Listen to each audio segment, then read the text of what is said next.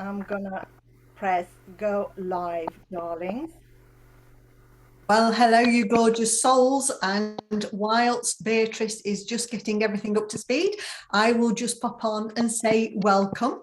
I cannot believe that the months are flying by. I think it must be something like 6 or 7 months since we did the first one. And I just really look forward to them every single month. And this month we are talking about listen, respond and react. Is that the right way round? Have I got that the right way round, Beatrice? It's all in, doesn't matter the order. Yes. It's the topic, and I want to say hello to the lovely ladies who are joining us, and hope we'll have an interesting chat. Oh gosh, lovely to see you, Angel. Lovely to see you, Gloria. Miss you a lot. Lovely to see you, Stephanie. And yeah, let's start it. So I was on a course last week and something came up about listening. Mhm. And this was a sales gentleman. He teaches sales. And he said, as a salesperson, you Mhm. should only talk for 20% of the time and listen for 80% of the time. I can't think of many salesmen who, or ladies, salespeople, who do a lot of listening. So I was really intrigued. So especially when Beatrice said that this month's topic was listen and react and respond, I was intrigued. So come on, Beatrice, tell us your take on it. Yeah, sure.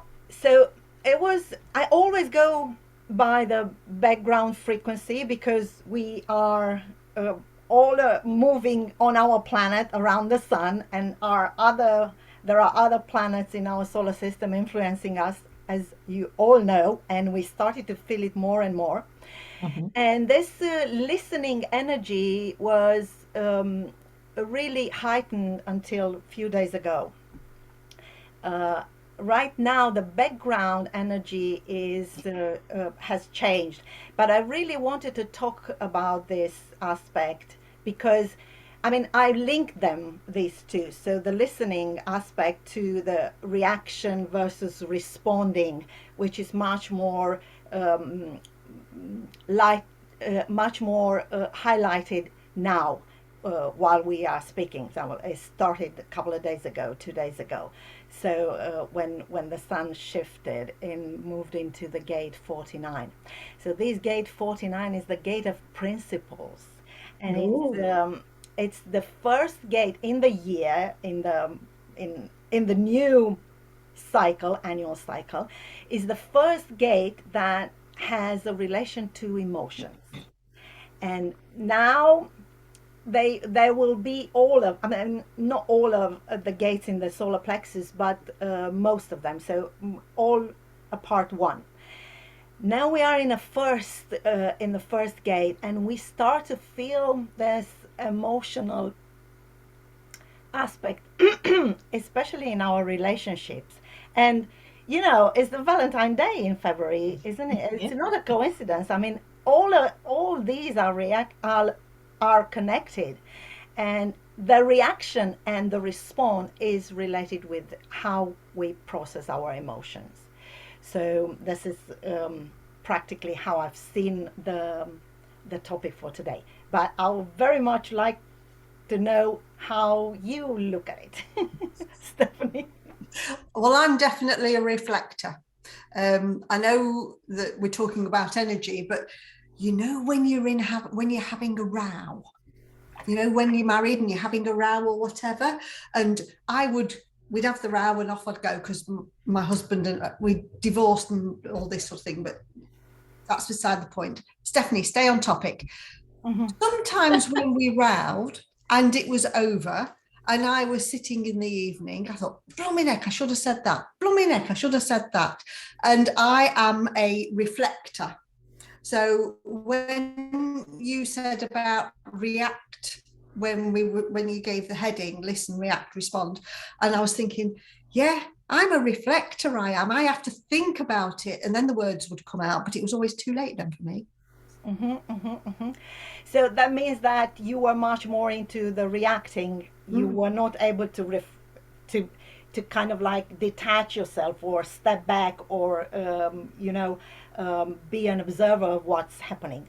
Now, in my experience, I was all the time in there, in the middle of whatever has happened. And then even noticing that after a row, the energy might have changed, things might have cleared, or the opposite, they would have become even more intense. So it depends on the person. But what I would like to highlight is that we all have the capacity to catch ourselves in that, being in the middle of something and stop and kind of like allow ourselves to take a little pause, a break, or just to breathe and step a bit back. And so this is what actually everyone talks about, that presence. Because when we are in it, we are at the mercy of all the emotions and the energies and the forces that there are in between two or more people, whoever is in around you in your aura. But when you are able to take that break and that pause, then that's the moment when you come back into present, into being present. And that's the moment when you can shift from reacting into allowing that break for you to respond. Because the response can be yes or no, or I'll think about it and let you know later. So you don't know yet the response, but or how you will respond, but you allow yourself that moment, that quantified. It's very tiny, but you can work into expanding it and on purpose taking that step back and taking that pause, even if you are drawn in the middle of an argument or whatever is. It's absolutely possible for everyone. And I totally believe this. There are nuances, but I'll let you comment because I've seen your words are about to come on. Now, all I was going to say was that I've been married twice and divorced twice. Okay, but when I divorced from my second husband, it wasn't for another 5, 6, 7 years before I encountered EAM, which is where you and I met, Beatrice. And I know you've gone on to do human design. I wonder now, because I wasn't aligned with my energy. I wasn't in flow. This is when I was married.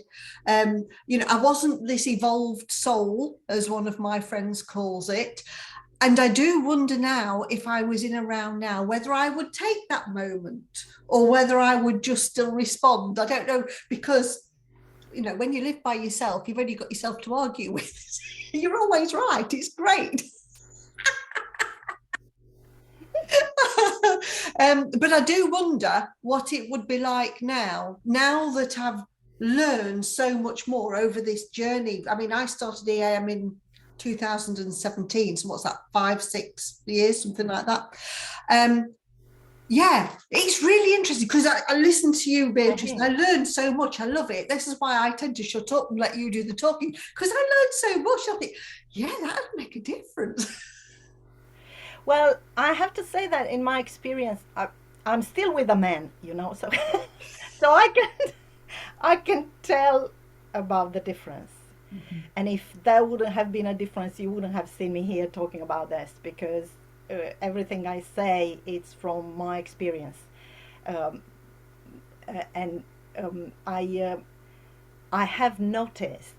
I can remember myself shouting or being so intense into something that was kind of like, I mean, looking back now, it was totally unreal. It was just a story I was telling to myself. It was, or a story I was hearing in this distorted way, or maybe not even hearing it because I was too much into the wave of emotion, And I notice myself now really catching myself in, about to, not even in the middle, because I'm not even getting in there. I'm just thinking like, oh, in the past I probably would have reacted like that, but now I know and I'm applying what I know, and yeah. For those of you that haven't met me, I live in Derby, right in the middle of the UK. My ex-husband and I, we had such a row one day. I got in the car and drove Uh huh. to Liverpool. How on earth I ended up in Liverpool, I've no idea. And then, of course, by that time I'd calmed down and I had to drive all the way back. Yeah. Yeah. So yeah, so no, I get what you're saying, Beatrice. I really, really do get what you're saying, and I think this journey that I've been on Mm. has been really enlightening, and I love it. And I've always been one for sitting and listening. When I was a kid, I was always told to shut up because the adults were talking. That was what I grew up with, and so I've always been one to sit at the back. Now, those of you that have been on coaching calls with me and the likes, I mean, I've got more front than Blackpool. I'm in your face and I'm full on and I'm high vibration. But in a social setting or in a group setting, when there's more than two people, one on one, I'm absolutely fine. But one on many, I keep really quiet because I'm listening to what's going on. And I much prefer to listen. I really do. I learn so much. Well, talk about listen. So I have three aspects I want to look at this listening activity that we have, because when I say, so just to link it to what we were discussing earlier, to that pause. That pause is the the starting moment of listening. It could be the real listening of the other, because most of the time we don't listen so the shouting is so loud, or the speed of the words is so high that we cannot do that, and our brain cannot process it anyway. So that's why that pause. But what I want to bring in the discussion is three aspects of this listening, and it's about the listening of others. Yeah, because in relationships, sometimes we are listening to others and we don't even realize that actually it's not what we want. We just go with the belief that, oh, it's better to compromise, or it's better to, it's for everyone's good. And this is a topic that really everyone needs to contemplate for themselves. If it's not better sometimes to think of your own good first, kind of like putting the mask first, because if you yourself, you are not aligned to yourself, and we all know that, it will be very difficult to help other or even have a harmonious relationship.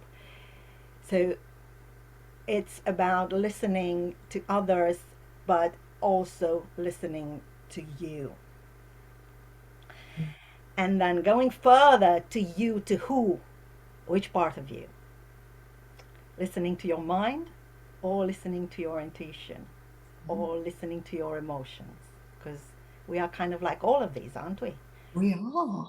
That's really interesting. That, see, I learned so much from you, Beatrice. I love it. I absolutely love it.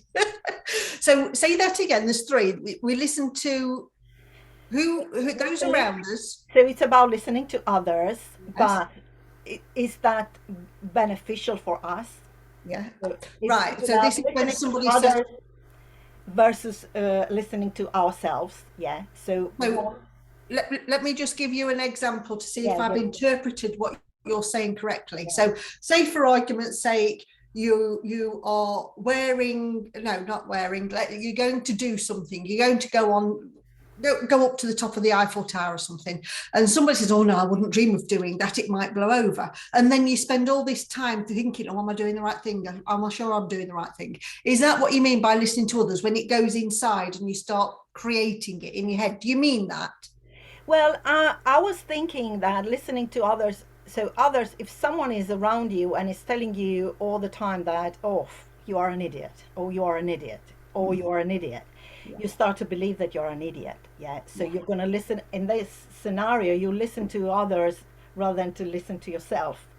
Yeah, so it's kind of like taking others' thoughts, so it's a huge area, actually. I mean, the topic is massive. We're just gonna scratch it a little bit, and I really want to bring to people awareness. Actually, there are different types of listening.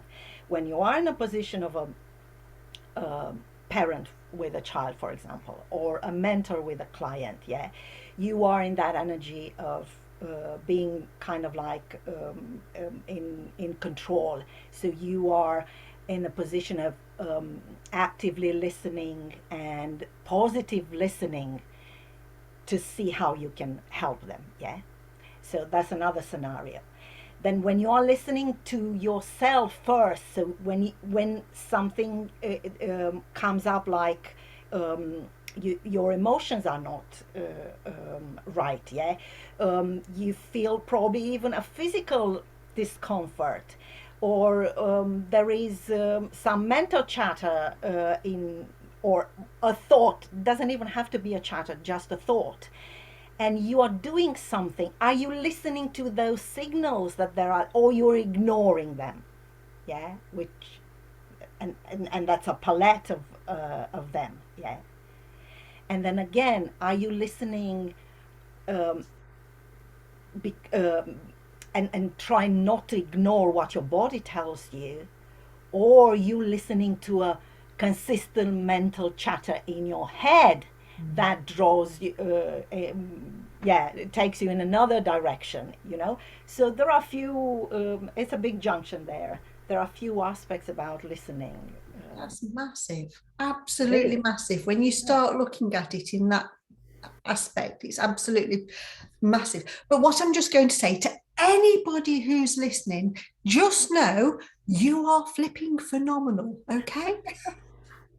Because we all are. We all are phenomenal. We And if just that, need to remember that because we spend so absolutely. much time listening to the negativity. Yeah, Exactly. And if that doesn't resonate with you, then there is some mental chatter that you might want to get rid of, because we definitely are. Angel, Gloria, would you like to, yes. What are your thoughts, yeah, ladies? have, yeah. Yeah, you're absolutely right. And I dealt with that in my own life, listening to others. And even if you know you shouldn't, it just seeps into you. It just really seeps into you. Who do you think you are? And who's going to pay attention to you? And, and you're never going to succeed. And all of that, that it comes from your family and then from the people around you. And then and definitely it infects you in a way. But also, you're not quite comfortable with things, but you're so comfortable being in your comfort zone Hmm. that you don't listen to your own discomfort. Very Yeah. true. Don't listen to those signals that tells you, oh, Yeah, it's yeah. So time that's to do very good. You something. get that feeling, this is not right. Oh, come on. And I had times in my life where you get a really strong feeling, but obviously I didn't have EIM and all these things, and I hadn't done psychology, none of this. And you think then logically, you have no reason to. There is no evidence that this person is going to do something or that this is going to happen or whatever going to happen. But you get that really instinctive bad feeling, Hmm. but you can't justify it with your mind. So you ignore it because it's not logical. And then it just bang, it whacks you. Oh, And you think, yeah, I was right. I have to butt in there, because that's the whole, that's the whole secret. You're not supposed to. Our mind, we're using our mind, if Yeah, giving it some roles that is, it's not supposed to figure out yeah, everything, and it's not supposed to justify, and although it has the capacity to do it, and for that reason we are telling a lot of stories which are not real. We are kind of yeah, and and for that reason we are suffering. I mean, we feel that pain, and yeah, we're not feeling, we are not satisfied, actually.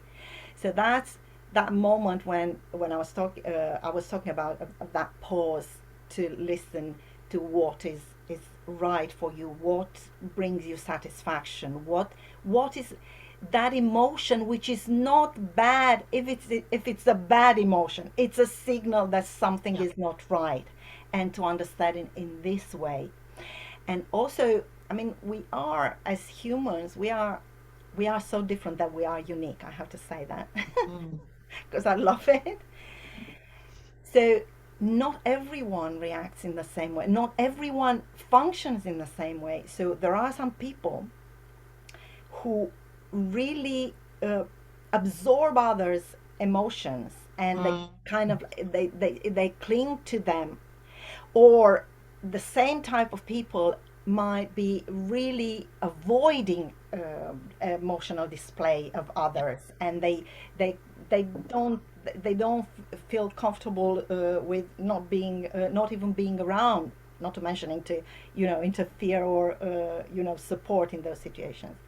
And there is the other big bunch of people, and they are kind of like 50-50, that their construction, the way the energetic structure is, they are generating waves of emotions, and Mm. their solar plexus is defined in such a way it needs to process them.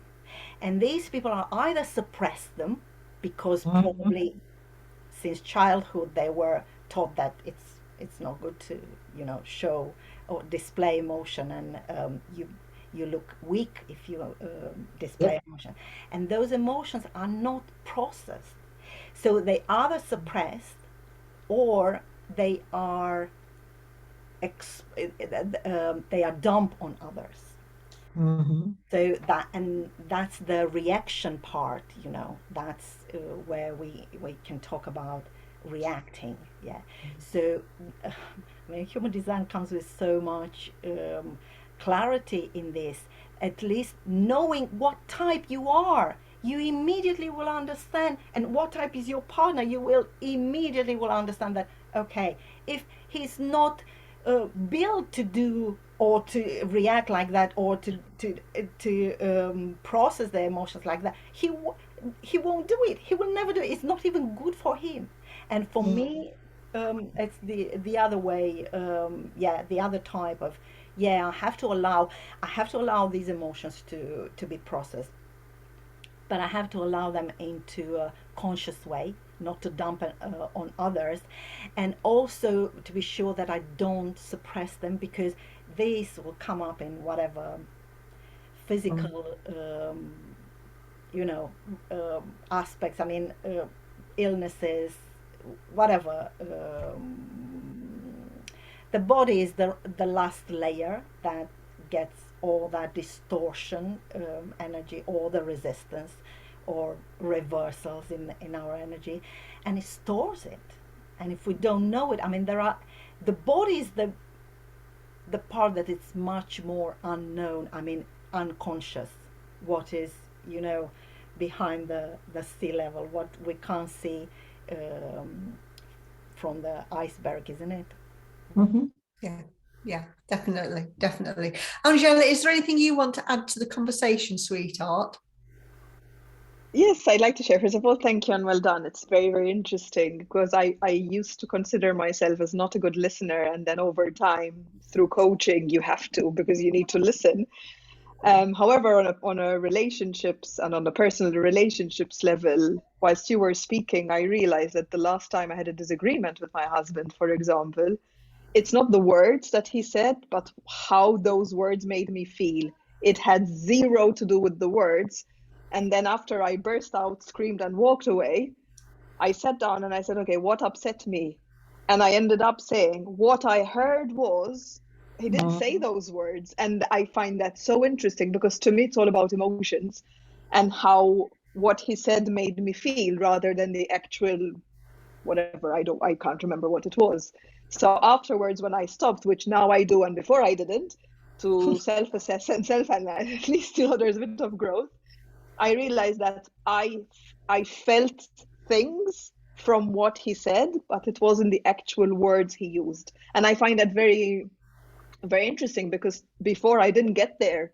I just exploded and I don't know why I would have exploded. So I didn't do the self-analysis part. And I think that's really interesting because as you just said, Beatrice, I am a type and he is a completely different type to me. So I just explode like, like a what's the expression in English? Like a bundle of hay and then it's just gone. So for me, Yeah. that's how I am, Yeah. like poof, and then it's gone. And then 5 minutes afterwards, I'm like, I'm sorry. And I say sorry 20,000 times. And he's more of a thinker.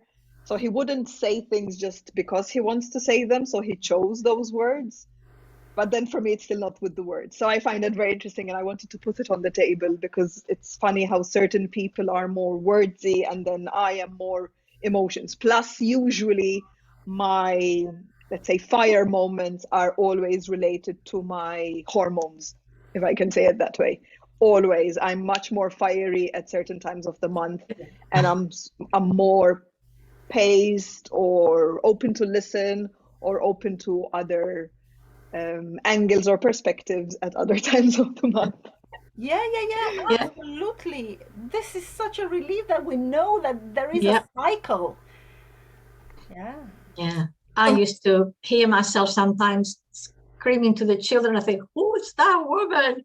Oh my God, you just look at yourself, just got bananas. And it just, yes, hormones.